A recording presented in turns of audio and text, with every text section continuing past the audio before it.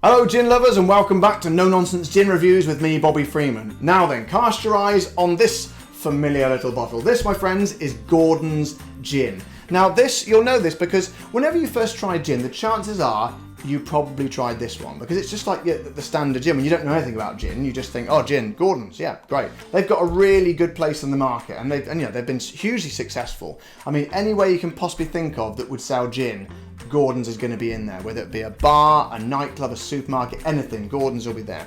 And it's got this kind of reputation as the standard, like sort of, the king of the gins, I suppose, if you like. But it's a reputation that is not very well deserved. Now, let me tell you a little story. I grew up in a small town called Evesham, okay? Now, Evesham had a little nightclub there, and its name was Marilyn's. Now, Marilyn's was not a good place. It was not a very nice place to go. It was small, it was dingy, it was unpleasant, it smelt like urine and stale beer, the carpet was sticky, it was just a not a very nice place to go. But it was the only nightclub in town. So everyone went there because they didn't have any choice. They didn't have any choice. That was the only thing they had. So they didn't know any better. So they all went there. Even to this day, I mean, it must have been going for 30 years. And people still, even to this day, if you go there on a Friday night, I don't recommend it, people will be queuing down the street to get into Marilyn's because they haven't got anything else. Wow.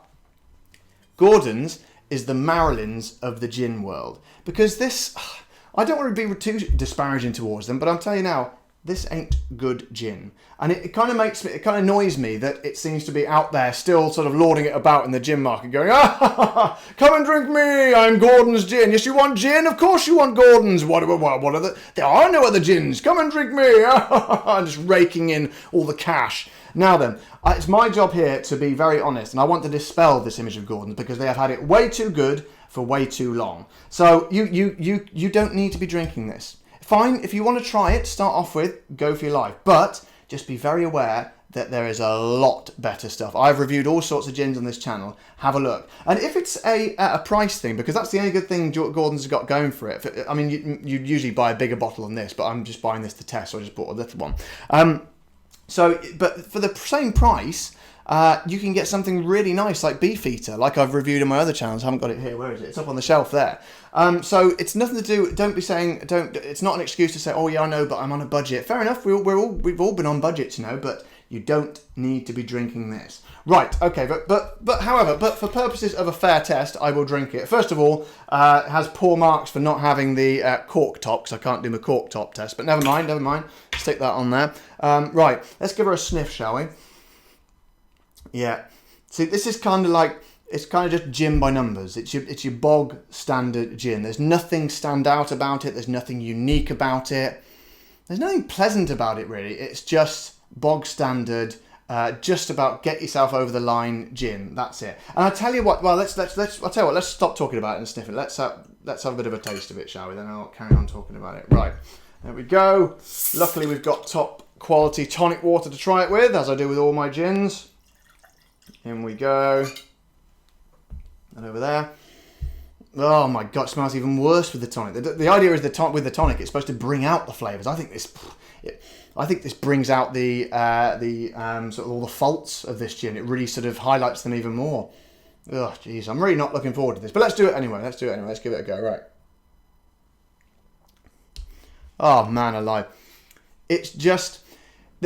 This is the problem. It's been going... How long has it been going? It's been going since 1769. That's a blooming long time. So you think they'd know what they were doing. And in most cases, you know, a long history really sort of gives the gin a sort of personality. You know, they've really sort of honed their tactics and techniques over the years.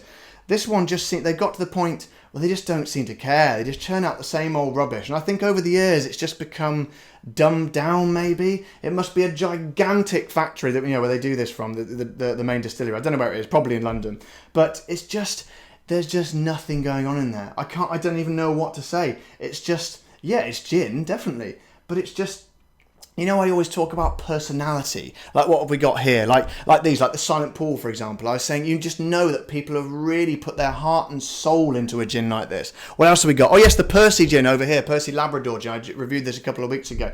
This is just one of my favourite gins of the year. And it's a tiny, small company way up in Scotland. And this has just got, it's bursting with personality. This is the complete antithesis to these gins. It is mass-produced rubbish. Okay, I know I'm being pretty harsh here, but the reason I'm being so harsh is because they are so successful. They're huge. They're a worldwide company. It's all around the world you get Gordon's gin, and they've had it too good for too long, and I want that to stop. Let me just... I couldn't give you a single flavour in there. It's just, there's just nothing going on. It's like they just rest back on their laurels and go, yeah, we're Gordon's gin, everyone just buys it. So yeah, but sir, should we not try some new flavours? Try to pep it up? You know, there's lots of other gins on the market. No, sod it, they'll buy any old shit. So I don't like this attitude. So I would like to... I'd like to take this head on. What does it say here on their website? Let's see what rubbish they put on here. Alexander Gordon, his passion for oh my God, I can't even read it. It makes me so angry. Alexander Gordon's passion for business began to take shape in 1769. Did it really? He built a distillery in Southwark in London. Okay, so Southwark is right on the banks of the River Thames, in case you didn't know. So it was well known for its... Well, get this. So Southwark was well known for its clean water supply, okay? Now, I don't know if you know anything about the history of London, but in the year 1769, the River Thames, which is what Southwark is, literally on the bank of the River Thames, the River Thames was an open sewer, okay? So the turds of every man, woman, child and beast in London were washed or deposited directly into the Thames. In fact, it wasn't for another 100 years when Sir Joseph Bazalgette came along, who was a very gifted engineer, and designed a sewer system. I think it was one of the world's first. It was copied all around the world. That's when the Thames wasn't an open sewer. So to say this is on the bank of the River, this was distilled on the banks of the River Thames in 1769, before they had a sewage system, and to say that it had access to a clean water supply, I'd be very, very surprised. I would say this is nonsense. It's just my view. I might be wrong. I'll probably be sued by Gordon's, but I don't care, because this is just nonsense. We could talk about stuff on their website. It's a very fancy website, you know, it looks really cool, and you've got all the right graphics and everything, nice pictures of gin glasses and stuff, but seriously, if you like gin, if you enjoy gin, if you're passionate about gin like I do, please, please, please, don't still be drinking the Gordon's gin, because there are way, way better things out there for about the same price.